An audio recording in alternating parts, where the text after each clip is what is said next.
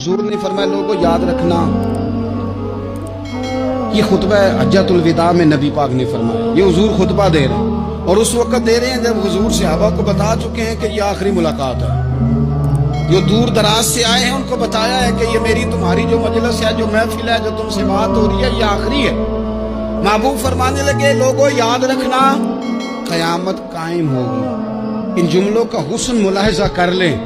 فرمایا قیامت قائم ہوگی، تم اپنے رب سے ملاقات کرو گے، اور فرمایا تمہارا رب تم سے تمہارے اعمال کے بارے میں پوچھے گا۔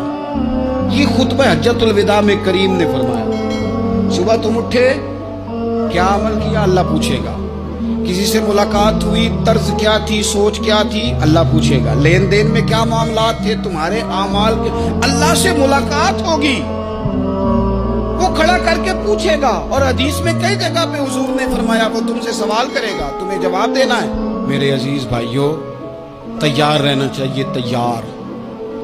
ہم نا منت کرتے ہیں آخری دن ہونا، تنخواہ دار لوگ کہتے ہیں یار یہ آخری ایام چل رہے ہیں، کوئی خرچہ نہ بتاؤ، اس لیے کہ حساب کے متھے لگنا ہے۔ آخری دنوں میں بجٹ کے دنوں میں لوگ پریشان ہوتے ہیں کہ حساب دینا ہے۔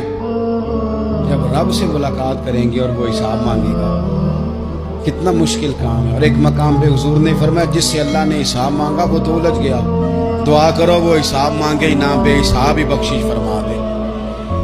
نبی پاک صلی اللہ تعالیٰ علیہ وآلہ وسلم نے ارشاد فرمایا اسی خطبہ حجۃ الوداع میں، حضور فرمانے لگے سن لو میں نے تم تک اللہ تعالیٰ کا پیغام پہنچا دیا ہے۔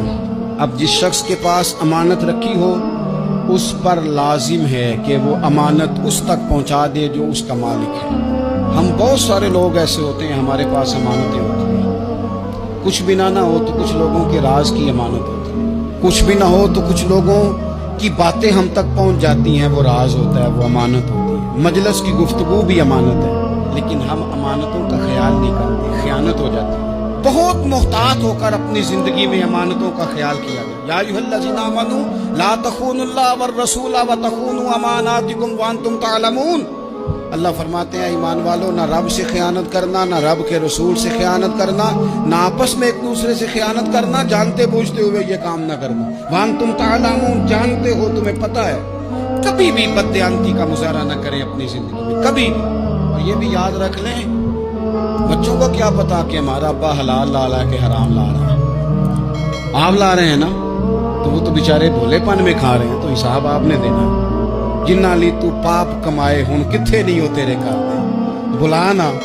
تو بچوں کا تو یہ معاملہ ہے بھائی، اللہ ماشاءاللہ کہ وہ وقت پہ ہی شادی کے 10-15 دن کے بعد ہی ان کو پیغام مل جاتا ہے کہ اگر ہمارا علیحدہ گھر ہو تو میں مرضی سے سجاؤں، تو میں مرضی سے سواروں، تو میرا کوئی مطلب اپنا سلسلہ ہو، تو بڑے ٹائم پہ ساری باتیں شروع ہو جاتی ہیں، وہ تو معاملہ ہی بالکل اور ہے۔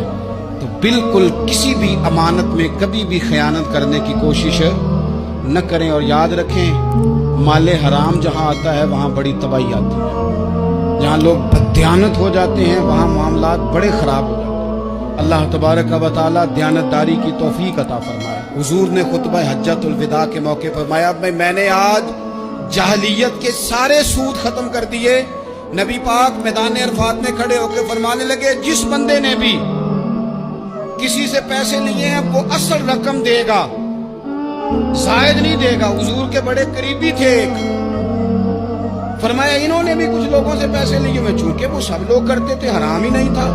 فرمایا میں ان کو بھی حکم دیتا ہوں کہ یہ اصل رقم وصول کریں گے، کسی سے ایک پائی بھی زیادہ وصول نہ کریں گے۔ نبی پاک صلی اللہ تعالی علیہ وسلم نے خطبہ حجۃ الوداع میں ایک باریک بات حضور نے بھی، یہ آپ نے ضرور سمجھنی ہے، بالخصوص جو لوگ تھوڑا دین پر عمل کر رہے ہیں، جن کا لبادہ مذہبی ہو گیا، جنہیں لوگ حضرت صاحب، قاری صاحب، علامہ صاحب، مفتی صاحب، حاجی صاحب، بزرگوں کہہ کے بلاتے ہیں، وہ اس پر توجہ کریں۔